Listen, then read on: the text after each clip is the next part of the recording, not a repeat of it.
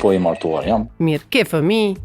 Po, 4 fëmijë kam. I paç me shëndet dhe jetë të gjatë. Faleminderit. Si përfundim më thuaj, çu qëndrojmë sot? Kur do t'jetë zot shtëpia? Tash zot shtëpia është domethënë fjalë e madhe. Po. Bashkëpunues, domethënë mes çiftit është diçka tjetër. Po dëgjoj shumë para fëmijë që zot shtëpia, zoti i shtëpisë nëse një burr nuk i zoton sanet të shtëpisë dhe të familjes, për mua ai s'është burr. Po? Kurse nëse një gru nuk e merr një burr të zotin që e menaxhon domethënë shtëpinë, familjen, sanet, domethënë edhe ja grus ku me qenë e lumtur, se domethënë gruaja tash se cila gru është e ka lirinë e vet, normal se unë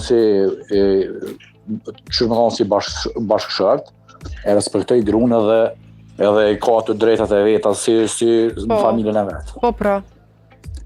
Niva parafulsin që tha gruas që avon e veturën e shkon anek, ne e bjen. Domethënë aja veç një ngarkesë për gruan. Domethënë në ditët e sodit, nëse ti do me ndihmu gruas, i ndihmon në mënyra tjera, jo me ngarkue hala ma shumë. Ti po thua që mos mi lan fare obligime bashkëshortës në këtë rast. Me la obligime ku aja ndihet mirë, po jo obligime ku ato e ngarkujnë, se ajo është bollë ngarkuar për shembull në shtëpi me shumë gjëra që edhe na në shtëpi do të më ndihmu. O zot, sa falënderuese jam që kam këto dëgjues.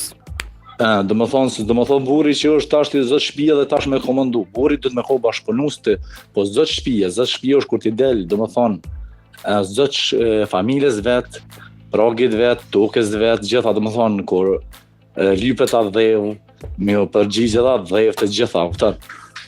Unë tash ti shumë pak shoh që ti për shembull mundesh me shkuar me kërkuni diçka te një person ose te një familje. Edhe nëse thotë që natë vetë i gruan është domethënë një farë lehtësie se gratë qysh më thonë din pak me zaja bot në këtë farë aspektesh. Po burri thet ose po ose jo. Gratë natë mendojnë anal, pavarësisht që unë i respektoj, po disa pika nuk janë për gratë. Kurse disa për burr, domethënë aty që janë do pika për gratë. Pra, në këtë rast kur shkon një bashkëshort me pyet diçka bashkëshortën, duket që ka gjithmonë tendencën